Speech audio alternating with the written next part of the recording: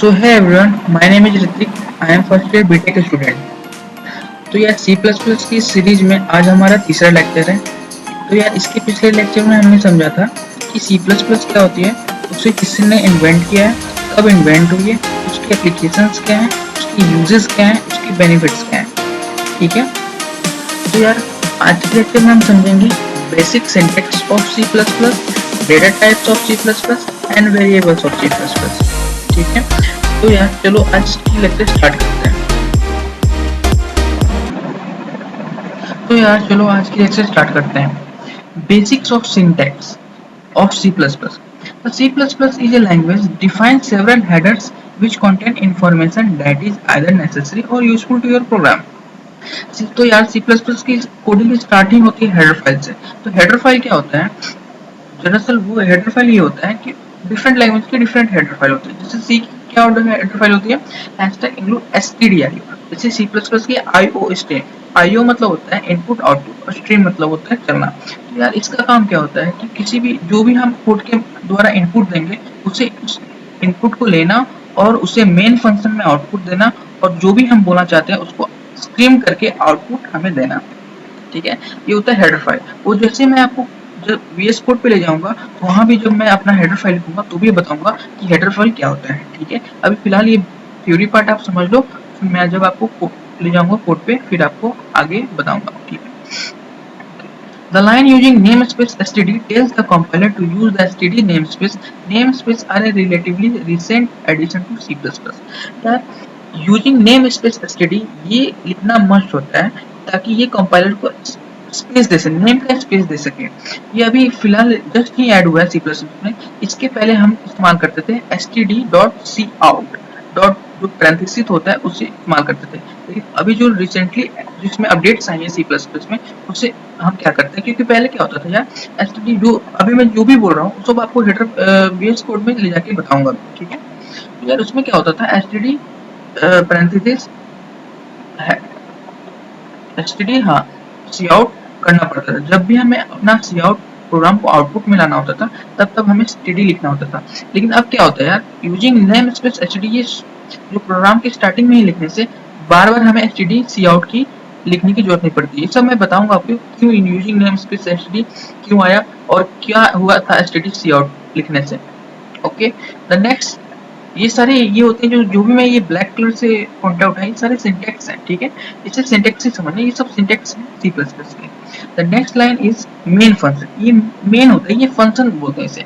Function भी एक chapter यार जो आएगा आगे, जो मैं आपको ये भी बताऊंगा कि फंक्शन क्या होते हैं। एक बहुत अच्छी चैप्टर होती है C++ की। वो एक समझो वो मतलब मेन चैप्टर में होता है फंक्शन का। ठीक है, फंक्शन होता है जो चैप्टर। नेक्स्ट लाइन में मेन भी एक सिंटैक्स है यार, जो कभी भी कोडिंग की जो भी प्रोग्रामिंग स्टार्टिंग होती है वो मेन से ही होती है, बिना विदाउट मेन, क्योंकि मेन ही ऐसा फंक्शन है जो आपके कोड को आगे इंप्लीमेंट करता है, जो भी आपके कोड को आगे स्ट्रीम करता है, रन कराता है। तो the next line main is where the program education begins. देखा मैंने बोला था यहीं से स्टार्ट होती है कोडिंग की। जैसे single line comment available in C++। Single line comment begin with this and stop at the end of the line. Okay, ये दरअसल कमेंट की बात कर रहा है कि कमेंट भी लिखने से ये लिखने से ही कमेंट भी आ जाते हैं। वो मैं आपको फर्दर जब आगे लेक्चर में कमेंट भी बताऊंगा। ठीक है, the line int main is the main function where program execution begins. देखा, इसे भी फंक्शन ही बोलते हैं, लेकिन ये फंक्शन अभी आपको समझ नहीं आएगा, वो आगे लेक्चर में मैं आपको बताऊंगा। यहीं से दरअसल कोडिंग की स्टार्टिंग होती है, जो भी आपकी प्रोग्रामिंग होती है वो तो यहीं से स्टार्ट होती है। ठीक है, the next line is cout smaller than parenthesis hello world causes a message hello world to be displayed on the screen। तो यार ये जो सी आउट जो यूजिंग नेमस्पेस std है ये पहले नहीं था, तो सी आउट करने में ये था कि इसके पहले std dot dot cout लिखना पड़ता था। जब जब आपको सी आउट लिखना है तब आपको std लिखना पड़ता था। ये सब मैं अभी बताऊंगा आपको। इसके आने से काफी हेल्प मिली। ये एक बार लिखना होता है, उसके बाद आपको सीधे सी आउट लिखो, उसके पहले लिखने की कुछ जरूरत नहीं थी, वो आपका आउटपुट रन हो जाता है जो भी है। The next line return zero. Return zero यार टर्मिनेट करता है जो भी मेन फंक्शन में के अंदर जो भी कोड आप लिखे हो उसको अब स्टॉप करता है। कि रिटर्न जीरो का मतलब होगा कि यहाँ पे आपकी कोडिंग बंद हो गई। अब आपको कुछ भी आपको कोड आगे फर्दर रन नहीं होगी, यहाँ से आप जो भी आउटपुट पाओगे, मतलब इसके अंदर में इसके पहले जो भी आप लिखो उसी की आउटपुट आप पाओगे, इसके बाद जो भी लिखोगे उसकी आउटपुट आपको नहीं मिलेगी। ठीक है, अब आते हैं नेक्स्ट सिंटेक्स पर, semicolon and blocks in C plus plus. ठीक है, तो यार semicolon in C plus plus, the semicolon is a statement terminator. यार सेमी कोलन ये होता है जैसे आप कोई भी लाइन लिख रहे हो, ठीक है, कोई भी लाइन लिख रहे हो और उसके पहले उसके बाद अगर सेमी कोलन डाल दिए, इसका मतलब वो जो कंपाइलर है वो समझेगा कि ये इस लाइन की बात खत्म हो चुकी है, अब इस लाइन के आगे फर्दर कुछ भी वो रीड नहीं करेगा और वो नेक्स्ट लाइन में जाएगा। मतलब सेमी कोलन का मतलब ही होता है कि आपको अब जो कंपाइलर को इंस्ट्रक्ट करना कि वो नेक्स्ट लाइन में जाए, इस लाइन की जो भी बात है, जो भी कोड है वो खत्म हो चुकी है। ठीक है, जैसे यहाँ हुआ, ये देखो इसे सेमीकोलन बोलते हैं, इसे सेमीकोलन बोलते हैं। या ये जैसे x इक्वल टू y लिखा हुआ है, इसके बाद जो भी आप कुछ भी लिखोगे यहाँ इसके आगे फर्दर वो रीड नहीं करेगा कंपाइलर, वो नेक्स्ट लाइन में जाना चाहेगा कि नेक्स्ट लाइन में क्या है। ठीक, सेमीकोलन के बाद वो रीड नहीं करता, वो नेक्स्ट लाइन में जाता है। A block is a set of logically connected statements that are surrounded by opening and closing braces. For example, अब यार ब्लॉक क्या है वो मैं बताता हूँ। Surrounded by opening and closing, यार जैसे ये हुआ, ये इसे ब्लॉक बोलते हैं। यार ये ब्लॉक होता है, इसके अंदर ही हम जो भी लिखना होता है कोड लिखते हैं। यार ये भी एक सी प्लस प्लस की सिंटेक्स ही है। तो सिंटेक्स यार प्रीडिफाइंड कीवर्ड्स ही होती हैं, तो पहले से ही जो भी डेवलपर जो सी प्लस प्लस लैंग्वेज को डेवलप किया है वो लिख देता है, उसमें पहले से लाइब्रेरी में इंस्टॉल्ड होते हैं। अगर ये आप जो भी ये मैं बता रहा हूँ, ये सारी सिंटेक्स अगर आप नहीं लिखते हो कोड में, तो आपकी जो कंपाइलर एरर आ जाती है, जो भी कोड आप रन करते हो उसमें कंपाइल एरर आ जाता है। तो यार इसे बोलते हैं ब्लॉक्स। इसके अंदर जो भी होता है वो कोड लिखना पड़ता है। जैसे इंटरनल लिखते हो, जैसे हेडर फाइल लिख दिए, हेडर फाइल बताऊंगा, फिर एंडपॉइंट लिखते हो और एंडपॉइंट के बाद फिर जो पैरेंथेसिस देके उसके बाद ये स्टार्ट करते हो। इसके अंदर जो भी लिखोगे वही कंपाइलर समझता है कि आप क्या बोलना चाह रहे हो, कंपाइलर को इनपुट क्या देना चाह रहे हो और उससे आउटपुट क्या लेना चाह रहे हो। ठीक है, अब यार जो मैं अभी बताया प्रीडिफाइंड कीवर्ड्स जो लाइब्रेरी में पहले से प्री इंस्टॉल होती हैं, जो developer C plus plus language बनाने के टाइम डालता है, वो उनमें से कुछ कीवर्ड्स दिए हैं। एल्स हो गया, एल्स प्रीडिफाइंड कीवर्ड्स होती हैं, वो पहले से ही सी प्लस प्लस लैंग्वेज की लाइब्रेरी में स्टोर होती हैं। लाइब्रेरी मतलब क्या हुआ कि यार पहले से वो कुछ वर्ड्स हैं जो स्टोर्ड है उसमें, आप वो खुद से आप नहीं बना सकते हो। यानी एल्स की जगह कुछ और इसकी मीनिंग हुई, जैसे एल्स की और भी बहुत सारी डिक्शनरी में खोजोगे तो मीनिंग आती है, लेकिन अगर एल्स की जगह कुछ और लिखते हो आप कंपाइलर में तो वो रीड नहीं करेगा, क्योंकि ये प्री डिफाइंड कीवर्ड पहले से लिखा हुआ है, इसको आप चेंज नहीं कर सकते हो। ठीक है, जैसे एएसएम हो गया, एल्स हो गया, ये सब यूजेस आएंगी आपको आगे, जितने लेक्चर्स आगे बढ़ती जाएंगी उसमें सारे ये जो भी कीवर्ड्स हैं वो यूज आएगा। ठीक है, न्यू हो गया, दिस हो गया, थ्रो हो गया, ऑपरेटर हो गया, इनम हो गया, ऑटो हो गया, ये सब आपको आगे लेक्चर्स में पता चलेंगे। जैसे जैसे हम आगे आगे लेक्चर्स करेंगे सब ये यूज होते जाएगा और आपको समझ में आएगा। ठीक है, ओके, बुल एक्सप्लेन, ये सारे प्री डिफाइंड कीवर्ड्स हैं, सब लाइब्रेरी में पहले से स्टोर्ड है, इसको आप चेंज नहीं कर सकते हो। इसकी जगह पे आप दूसरा कोई इसकी सिमिलर सिनोनिम्स नहीं लिख सकते हो कंपाइलर में, जैसे लाइक इंग्लिश में लिखते हो वैसे नहीं लिख सकते हो, यही आपको लिखना ही पड़ेगा अगर आपको वो चीज चाहिए पर्टिकुलरली तो। ठीक है, जैसे ये हो गया क्लास हो गया, फॉर हो गया, रिटर्न हो गया, यूनियन हो गया, फ्रेंड हो गया, कांस्टेंट हो गया, इफ हो गया, एल्स हो गया, इनलाइन हो गया, इंट हो गया, ये सारे प्री डिफाइंड कीवर्ड्स हैं। ठीक है, इसको आप चेंज नहीं कर सकते। ओके, अब आते हैं नेक्स्ट टॉपिक पे हमारा, data types. While writing programs in any language, you need to use various variables to store various information. यार प्रोग्राम लिखने के टाइम हमें कुछ भी स्टोर करना होता है। जैसे अगर आप मैथमेटिक्स में बात करो तो यार इंटीजर लिखते हो, हाँ, और फ्लोट लिखते हो, बूल लिखते हो। बूल मतलब यार 1-0 में ही डील करते हैं। बुलियन एक्सप्रेशन आप पढ़े होगे, अगर आपको पता होगा या आप नेट पर सर्च कर लेना बुलियन, उसमें आपको पता चल जाएगा बुलियन क्या होता है। ठीक है, या मैं भी बता दूंगा अभी, लेकिन वो मैं प्रोग्रामिंग लैंग्वेज के में बताऊंगा और आप ऐसे भी गूगल पे सर्च कर सकते हो। ठीक, तो while writing any program in any language, you need to use various variables to store various information. तो आपको various variables चाहिए होते हैं यार, जो भी आप डेटा स्टोर करना चाहते हो वो एक डेटा टाइप होता है। तो डेटा टाइप क्या होता है यार, बहुत सारे टाइप से डेटा टाइप होती है।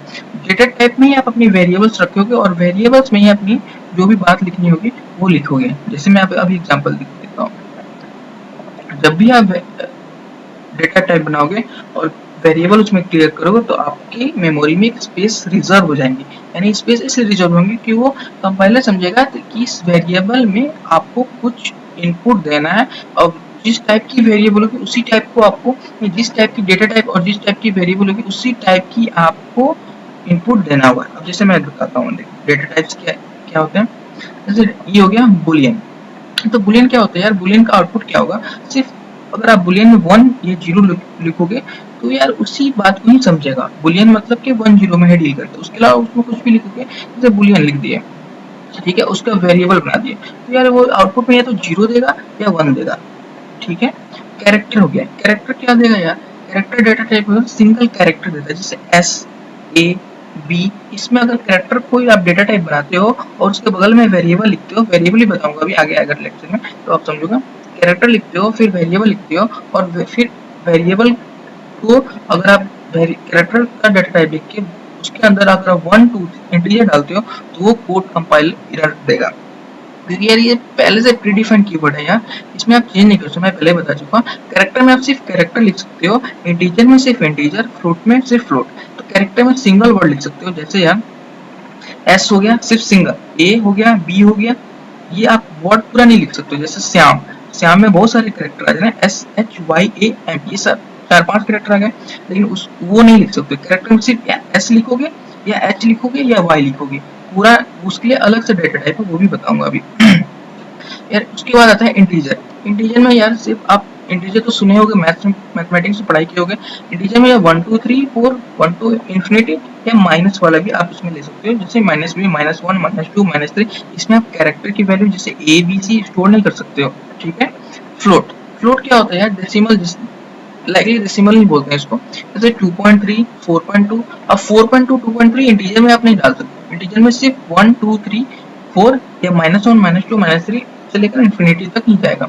और फ्लोट में आप 1 2 3 नहीं डाल सकते, इसमें 1.0 डालोगे, अगर 1 डालना के मन है तो 1.0 डालोगे, 1.1 डालोगे, लेकिन सिर्फ पॉइंट में ही डालोगे। और सिंगल पॉइंट के बाद जो सिंगल डिजिट है वहीं तक, उसके आगे आप नहीं जा सकते हो, फ्लोट की ये रूल है। उसके लिए अगर आपको पॉइंट के और 2 3 वैल्यू आगे जाना है, उसके लिए भी अलग से डेटा टाइप बना हुआ है यार, उसके लिए बना है डबल फ्लोटिंग पॉइंट। यार इसमें क्या होता है, सेम ये फ्लोट की तरह ही काम करता है, लेकिन इसमें एक ये बेनिफिट है कि पॉइंट के आप जितने डिजिट चाहो उतना आगे जा सकते हो, जैसे 2.3459, जैसे 4.628, लेकिन फ्लोट में सिर्फ 2.3 4.8 8 के आगे नहीं लिख सकते, तो फिर कंपाइलर रख देगा। उसके लिए डबल आपको डबल फ्लोटिंग पॉइंट लिखना होगा, और फिर उसके बाद 2.3 4 8 9 7 ऐसे जो भी लिखना चाहो वो लिख सकते हो। उसके बाद आता है यार वैल्यूलेस डेटा टाइप। ये दरअसल वॉइड डेटा टाइप होता है, इसका काम होता है रिटर्न जीरो, मतलब ये कुछ भी रिटर्न नहीं करता है। ये फंक्शन चैप्टर में मेनली यूज होता है, वो जैसे चैप्टर आएगा मैं आपको बताऊंगा। उसको आता है यार वाइड कैरेक्टर, इसका ऐसा ज्यादा यूज नहीं होता है, लेकिन फिर भी ये प्रीडिफाइंड कीवर्ड में है, डेटा टाइप ये है, इसका यूज उतना नहीं होगा। फिर मैं अगर इसके बारे में मैं आपको बताऊंगा, ओके ठीक है। Several of the basic types can be modified using one or more of these type modifier। ये साइन असाइन शॉर्ट लॉन्ग, यार अब डेटा टाइप शॉर्ट भी होते हैं, लॉन्ग टाइप भी होते हैं, शॉर्ट भी होते हैं, साइन असाइन, ये 4 डिफरेंट टाइप्स में बांटे हुए हैं। जो भी डेटा टाइप्स है ये लिखा हुआ मैं, ये भी इस 4 ग्रुप में बांटे, साइन असाइन शॉर्ट या लॉन्ग, वो भी आपको बताऊंगा आगे चलते, ठीक है। अब देखो ये जो टेबल है वो शो कर रहा है आपको कि कौन सा डेटा टाइप कितनी मेमोरी कंज्यूम करता है आपकी जो भी सिस्टम है उसकी रैम की, ठीक है, उसका रेंज कहां से कहां तक जा सकता है, ठीक है, ओके। तो यार कैरेक्टर है वो 1 बाइट मेमोरी कंज्यूम कर सकता है आपका। अनसाइन कैरेक्टर हो जाता है 1 बाइट, वो भी करता है 0 से 250, इसकी रेंज है, इससे ज्यादा आप नहीं लिख सकते, ये सब इसकी रेंजेस है, -127 टू 127 या 0 टू 250, ठीक है।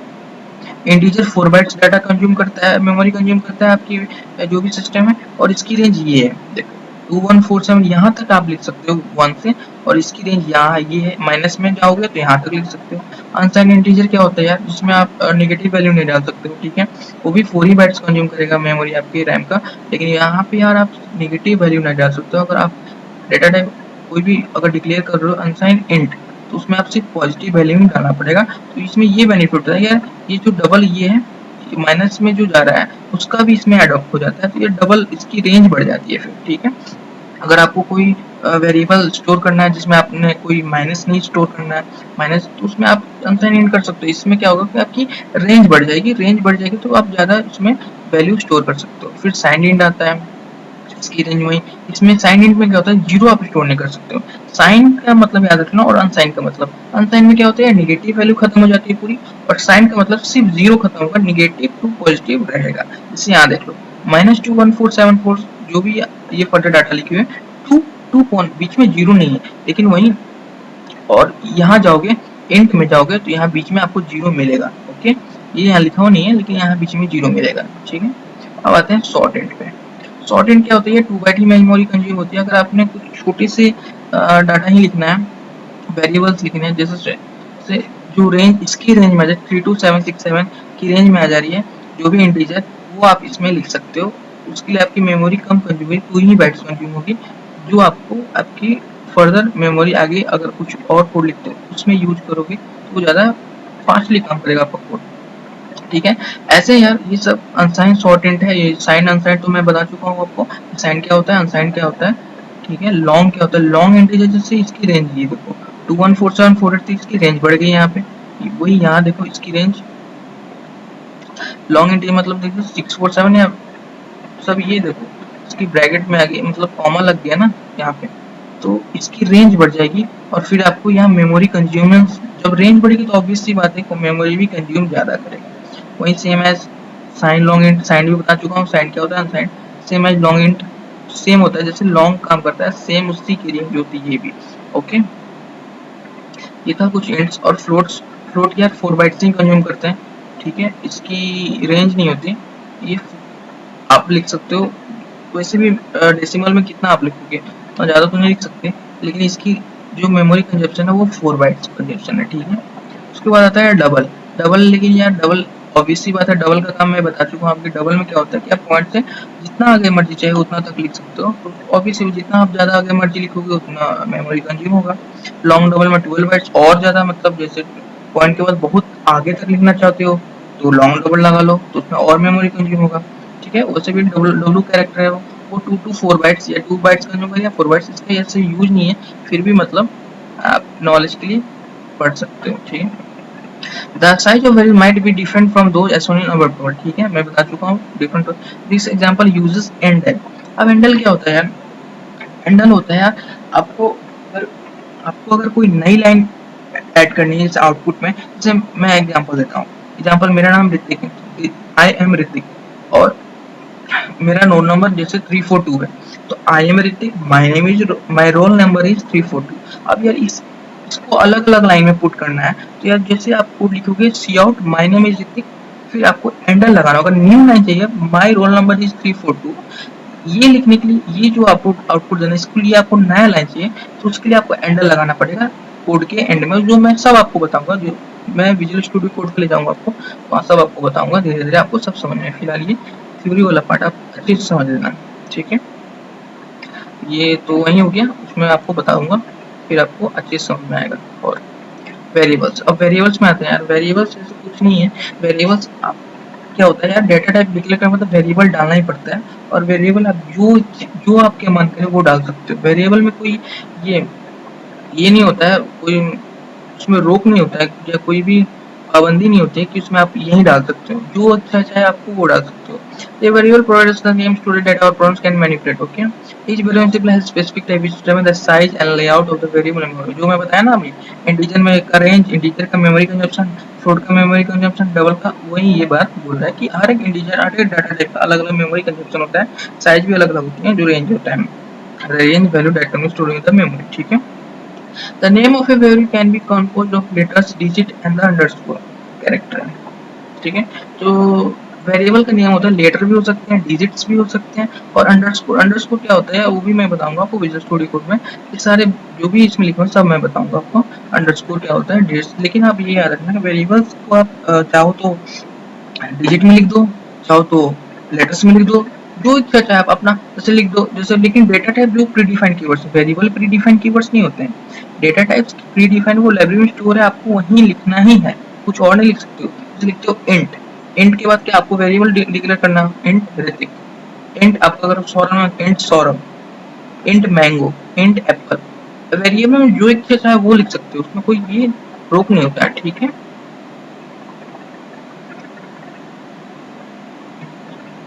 ठीक है, there are following basic types of variables as explain in last chapter, ठीक है। C++ also has defined various types of variable, ये होते हैं वेरिएबल, जो ये वेरिएबल्स है, ये सब कुछ चैप्टर्स आएंगे आपके, और सब मैं पढ़ाऊंगा, सब चैप्टर्स हैं, pointers, array, reference, data structure and classes, ये सब आएंगे। ये क्लासेस है, उप्स का फॉर्म सेट है, जो अब C++ क्यों बना, वो इसकी वजह से बना, ये इसकी वजह से बना। यहाँ तक तो सी में था स्ट्रक्चर तक, लेकिन क्लासेस नहीं थी, जिस कारण C++ लैंग्वेज की इन्वेंट हुई, ठीक है। ये सब में चैप्टर्स आएंगे, सब मैं बताऊंगा आपको। ये प्री डिफाइंड वेरिएबल्स हैं, इसमें आपको उतना सोचना नहीं, जैसे जैसे चैप्टर्स आएंगे आपको सारी क्लियर होती जाएंगे, ठीक है। वेरिएबल डेफिनेशन सुन लो C++ की। अब variable definition tells the compiler where and how much storage to create for the variable, ठीक है। अब जैसे डेटा टाइप में देखें ना, इंट में 4 बाइट्स मेमोरी कंजप्शन है, फ्लोट में भी 4 बाइट्स कंजप्शन है, लॉन्ग इंट में 8 बाइट्स कंजप्शन है, लॉन्ग फ्लोट में 12 बाइट्स कंजप्शन है। तो वो बताता है कि डेटा टाइप जैसे डिक्लेयर करोगे और वेरिएबल लिखोगे तो मेमोरी कंज्यूम कर लेगा आपकी रैम का, और फिर कितना मेमोरी कंज्यूम करेंगे वो डिपेंड करेगा आपके डेटा टाइप पे, ठीक है, कौन सी डेटा टाइप आप लिखते हो, ठीक है। It must be here type must be a valid C++ data type including character, W character and float, ये सब डेटा टाइप्स हैं, ठीक है, जो मैं अभी बताया। Variable is consist of more और इंडिपेंडेंट नेम्स, कॉमा, देखो ये है डेटा टाइप्स, इससे बोलते हैं डेटा टाइप्स, ठीक है। इसको अभी जो अभी ऊपर आपको पढ़ा है ना डेटा टाइप्स, और ये है सारे वेरिएबल्स। यार एक डेटा टाइप में जितने चाहे उतने वेरिएबल डिक्लेयर कर सकते हो यार, जो इच्छा चाहे वो डिक्लेयर कर सकते हो। जैसे आई जे के, इस आई की जगह मैं लिख दूँ ऋतिक, इस आई जे की जगह सौरभ, इस के की जगह राम लिख दूँ, या इसकी जगह कुछ भी लिख सकता हूँ। वेरिएबल्स में कोई भी पाबंदी नहीं होती। कैरेक्टर जैसे कैरेक्टर है, यहाँ सी है, सी एच है, यहाँ राम लिख दूँ, श्याम लिख दूँ, जो भी मन करे वो लिख सकता हूँ। जैसे फ्लोट है, एफ है, सैलरी है, या कुछ भी लिख दूँ, स्टूडेंट लिख दूँ, एम्प्लॉय लिख दूँ, ये बस यहाँ इतने में, ये इसमें लिख सकता हूँ, जो ये दोनों में जो भी चाहे लिख सकता हूँ, जो नाम मेरा मन करे, लेकिन ये तीनों में आप नहीं लिख सकते हो। ये हो गया, ये हो गया फ्लोट, फ्लोट प्री डिफाइंड है, इसको आप चेंज नहीं कर सकते, यहीं लिखना पड़ेगा आपको। कैरेक्टर को आप चेंज नहीं कर सकते, यहीं लिखना पड़ेगा आपको। इंट को आप चेंज नहीं कर सकते, आपको यहीं लिखना पड़ेगा। अगर आपको कोई इंटीजर डालना है, कैरेक्टर में बताया सिंगल कैरेक्टर जैसे ए बी सी, फ्लोट में बता दिया 2.3, 4.2, 9.8, ये इसको स्टोर करने के लिए ये सब डेटा टाइप्स अलग अलग बने हैं, ठीक है। डबल के लिए डी डबल भी बताया था। डबल में क्या होता है कि आप डेसिमल से आगे जितना, मतलब एक से ज्यादा बढ़ सकते हो, डेसिमल एक सिंगल यूनिट से आगे बढ़ सकते हो, ठीक है। अब the line int I J के board declares and difference the variable I J and के, बताया ना, आई जे के वेरिएबल्स होते हैं और डेटा टाइप होते हैं इंट, डबल, फ्लोट, ये सब डेटा टाइप्स हैं which instruct the compiler to create variables name I J K of type int. Variables का काम होता है कंपाइलर को इंस्ट्रक्ट करना कि देखो ये डेटा टाइप इंट का है, ये डेटा टाइप फ्लोट का है, ये डेटा टाइप डबल का है, ठीक है, जिससे ताकि वो मेमोरी उतना रिजर्व कर सके और जो भी हम कोड लिखें उसमें वो मेमोरी में स्टोर हो सके, ठीक है। अब आगे बढ़ते हैं। सम एग्जांपल्स देख लो यार, जो डेटा टाइप्स के हैं। एक्सटर्नल इंट, एक्सटर्नल ये भी लिख सकते हो इंट डी इक्वल टू, जिस इसी में आप वैल्यू भी स्टोर कर सकते हो, लेकिन वेरिएबल को डिक्लेयर करने के बाद। अब जैसे ऊपर लिखा ना इंट आई, यहाँ देखो इंट डी लिख दिया, कुछ भी हो सकता है, कोई दिक्कत नहीं, लेकिन ये चेंज नहीं होगा। आप देख रहे हो यहाँ भी इंट है, ऊपर भी इंट है, कहीं भी इंट ही होगा, क्योंकि ये है इंटीजर लिखा स्टोर करने के लिए यहाँ, लेकिन ये वेरिएबल का कुछ भी लिख सकते हो आप जो मन करे। और इसी में आप स्टोर भी कर सकते हो, इक्वल टू का साइन देके उसके बाद आप जो मन करे यहाँ पे नंबर 4, 5, 98, 99, 1000, 2000 जो भी स्टोर करना चाहे वो स्टोर कर सकते हो, ठीक है। उस तरह यहाँ बाइट में भी आपको बताएगा मेमोरी की कंजप्शन बताएगी, बाइट में कितनी मेमोरी कंज्यूम हुई है रैम में, ठीक है। कैरेक्टर में जब देखो बोला था ना एक्स, यहाँ A B C Z R M कुछ भी लिख सकते हो, लेकिन ये कॉमा देख के, ठीक है। ये जो ऊपर का सिंबल है ना, ये वाला आपको देना होगा कि जब भी आप कैरेक्टर डिक्लेयर करो, ठीक है। अब आते हैं वेरिएबल डिक्लेरेशन इन C++, ठीक है। ये ज्यादा ऐसा कुछ है नहीं, इसको आप नहीं बोल सकते हो, ऊपर की बात जो मैं अभी बता चुका हूँ वही लिखा हुआ है, ठीक है। अब variable declaration provide assurance to the compiler that is there is one variable exiting with given type and name so that compiler proceed for further compilation without needing complete detail about the variable। ठीक है, ये compiler यार ये होता है जो declare करते हैं, वो एश्योरेंस देते हैं आपकी जो भी कंपाइलर है वेरिएबल वो होते हैं जो आपको कंपाइलर को एश्योरेंस देता है कि हाँ भाई कुछ है जो आपकी मेमोरी को कंज्यूम, आप मेमोरी को कंज्यूम करो, कुछ डेटा टाइप्स हैं जो आपकी मेमोरी में आएंगे, उसमें कुछ फर्दर कोड होगी, उसमें कुछ वैल्यू स्टोर होंगे और उससे आपको आउटपुट देना होगा। दरअसल ये एक आश्वासन देता है कंपाइलर को कि आप मेमोरी कंज्यूम करो, ये डेटा टाइप का ये मेमोरी कंज्यूम करो, आपको डेटा टाइप ये आने वाला है और आपको इसमें कोड स्टोर होंगे, आपको आउटपुट देना पड़ेगा। ठीक है, और उसमें कुछ नहीं है। वेरिएबल सबसे आसान टॉपिक है यार, तो कुछ नहीं है, बस ये है कि आपको जो मन करे वो लिख सकते हो। वेरिएबल में कुछ ये डिफाइन नहीं होता कि यही आपको वेरिएबल डिक्लेयर करना है। ठीक है, तो यार अब मैं आपको ले चलता हूँ अपने VS कोड में, जहाँ पे मैं आपको कोड करके बताऊंगा कि ये जो वेरिएबल्स हैं, डेटा टाइप्स हैं, हेडर फाइल्स हैं, मेन फंक्शन है, इसका रियलिटी में रियल लाइफ में यूज कैसा होता है। तो चलिए आपको मैं अपने विजुअल स्टूडियो कोड पे ले चलता हूँ। तो यार अभी हम आ चुके हैं अपने विजुअल स्टूडियो कोड पे, जहाँ पे मैंने आपको यहाँ तक बता चुका था ये फाइल कैसे बनाते हैं, यहाँ तक की ट्यूटोरियल मैं दे चुका हूँ। और आज हम अपना लाइफ का पहला कोड लिखेंगे, जो मैं आपको इसके पहले वाले लेक्चर में बताया था कि आज की लेक्चर में हम अपना पहला कोड लिखेंगे, जिससे आपको मोटिवेशन भी मिलता रहेगा कि हाँ चलो C++ सीख रहे हैं, तो आज की पहला लेक्चर में या तीसरा लेक्चर में आप अपने लाइफ की पहली कोडिंग कर रहे हो।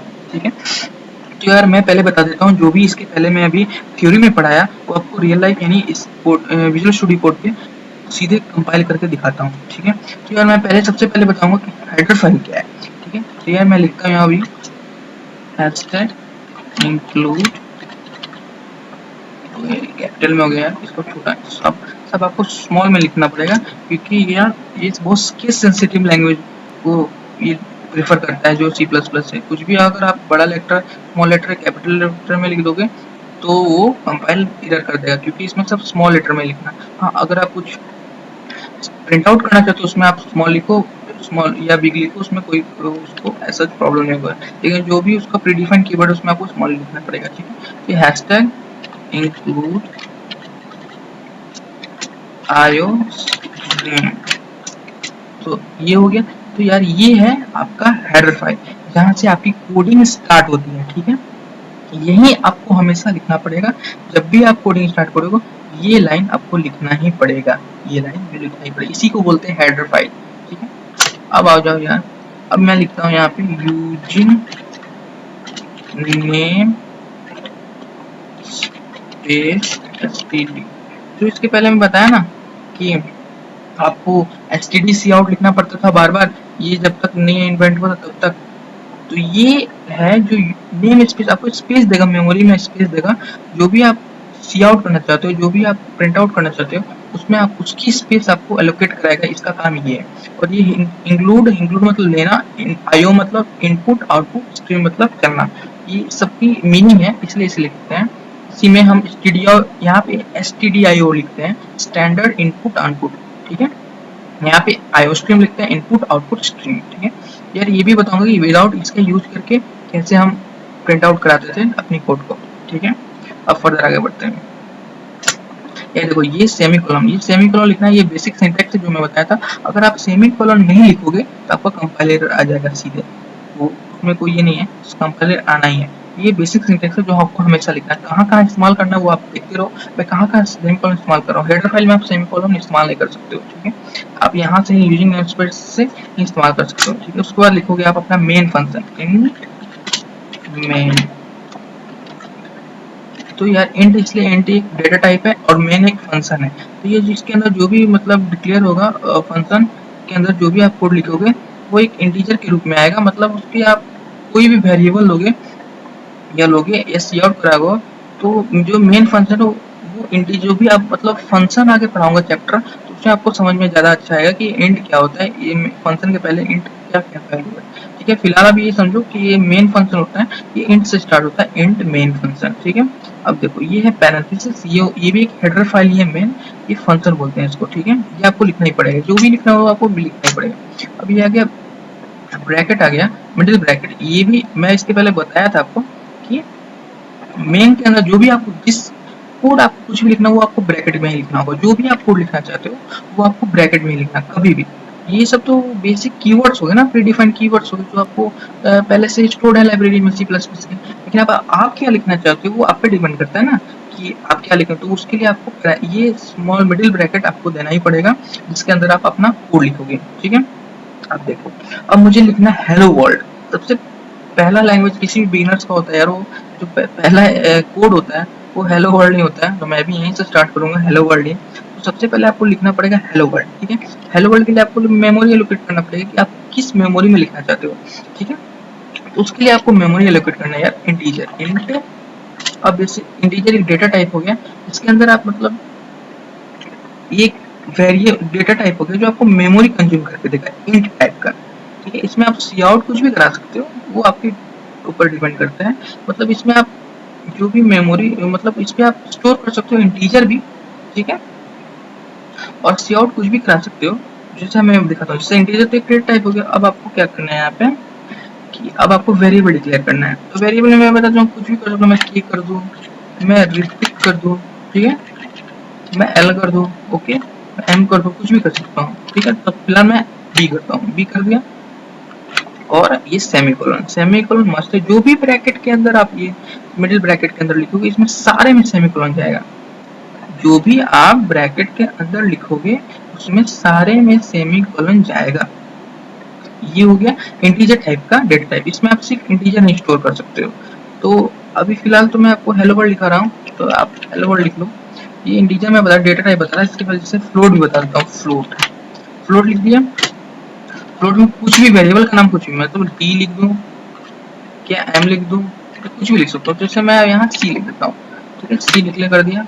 अब देखो इसमें आप क्या, सी सी में आप सिर्फ स्टोर कर सकते हो पॉइंट वाले 2.9, तो सी में 2.9 ही स्टोर कर सकते हो। इसमें आप ये नहीं स्टोर कर सकते सिर्फ 2। तो आपको देखो रेड हो गया।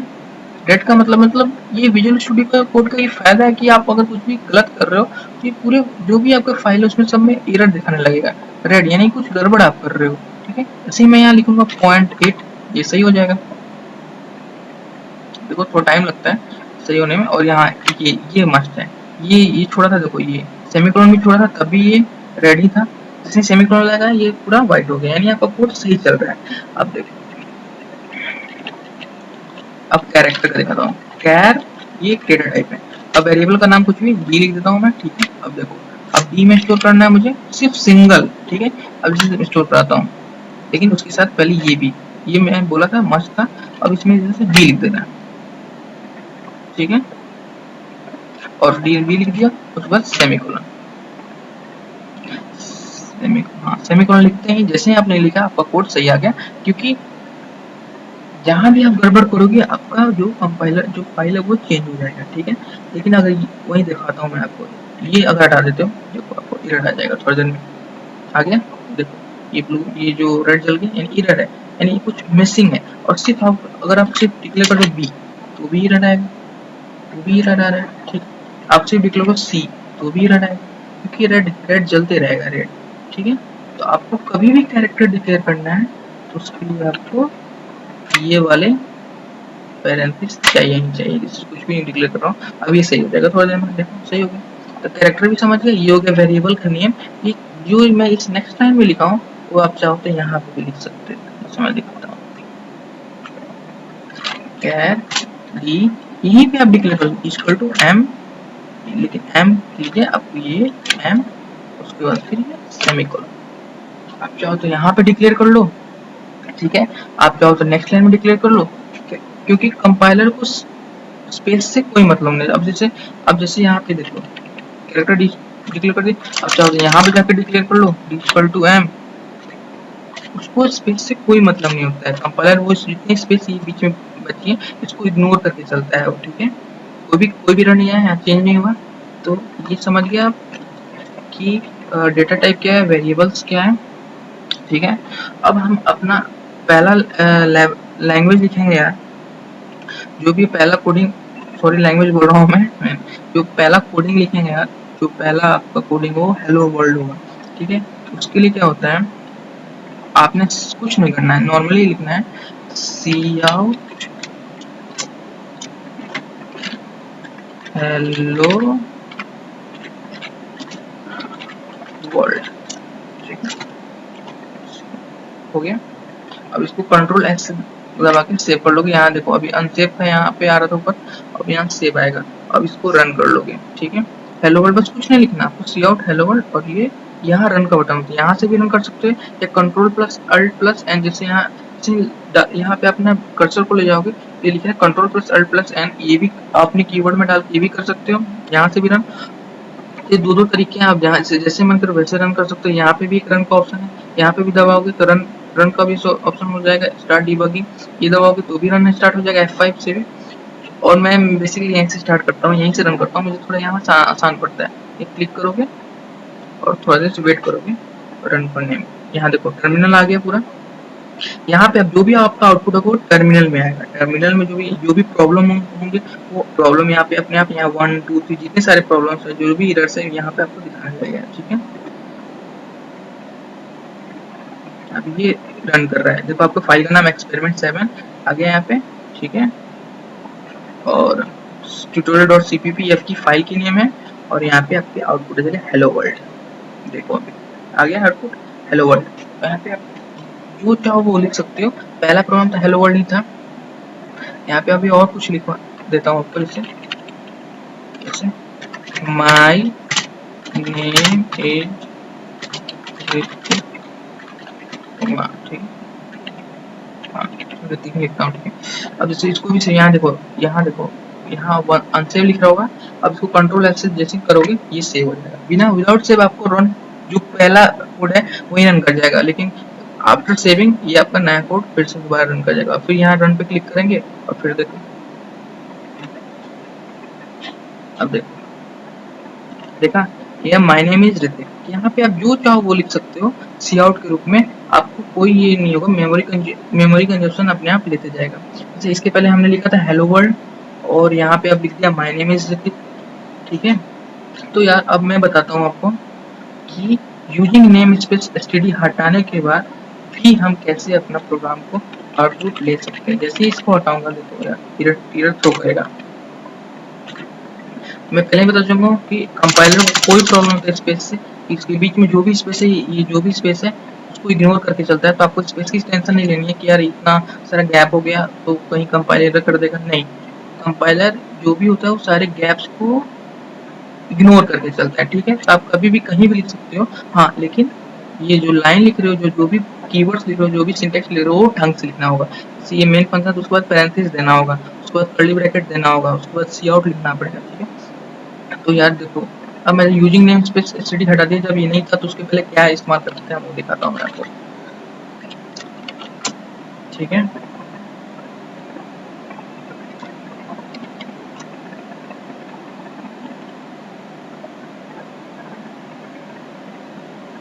देखो आ गया। उसके पहले हम यार इस्तेमाल करते थे एसटीडी, ये वाला पैरेंथेसिस और ये वाला डॉट डॉट ऑपरेटर, ठीक है। जब यूजिंग नेम स्पेस एसटीडी नहीं था तब तक हम ये इस्तेमाल करते थे, ठीक है। अब इसको देखो अनसेव है, अब इसको सेव करते हैं और रन करते हैं।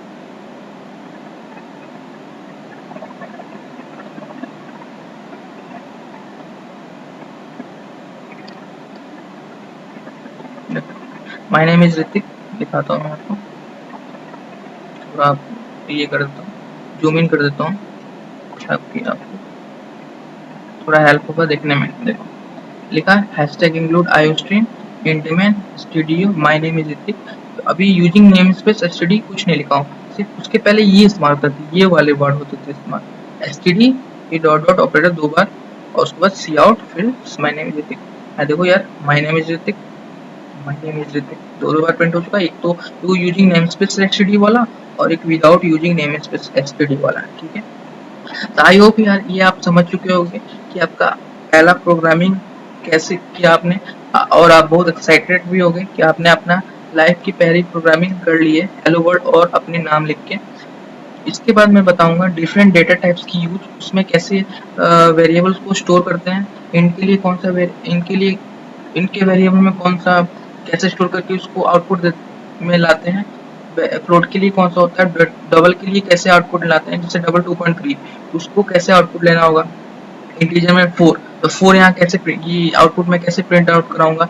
एंडल, एंडल के बारे में बताऊं कि यहाँ से अगर कुछ और नया प्रिंट आउट कराना है तो यहाँ एंडल, यहाँ पे एंडल डालते हैं, इसके पहले यहाँ एंडल डालते हैं, यहाँ एंडल डालेंगे। अब जैसे तो जो कर्सर ब्लिंक करता है ये वाला ये और नीचे चला जाएगा, यहाँ पे नहीं रहेगा, नीचे जाएगा, नीचे से स्टार्टिंग होगा। वो भी बताऊंगा मैं जब, आज तो पहला प्रोग्रामिंग ये था आपका, पहला प्रोग्रामिंग था, पहला आपका जो भी था ये कोडिंग था आज पहला, तो आज में तो नहीं इतना पता चलेगा। कल से मैं डेटा टाइप का कोडिंग स्टार्ट करूंगा, जैसे एंड, फ्लोट, डबल।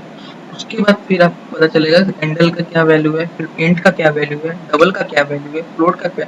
आज तो आपने सीख लिया कि हाँ एंड में आप इंटीजर स्टोर कर सकते हो, फ्लोट में फ्लोट, डबल में डबल। कल आपको इसको रियल लाइफ में करके दिखाऊंगा कि ये कैसे इम्प्लीमेंट होता है और ये इसको कंपाइलर कैसे आउटपुट देता है। तो होप यार आपने आज के लेक्चर समझ लिए होंगे। कल के लेक्चर में मैं आपको बता चुका हूँ तो डेटा टाइप्स के यूजेस बताऊंगा रियल लाइफ में, मतलब ये विजुअल स्टूडियो कोड में।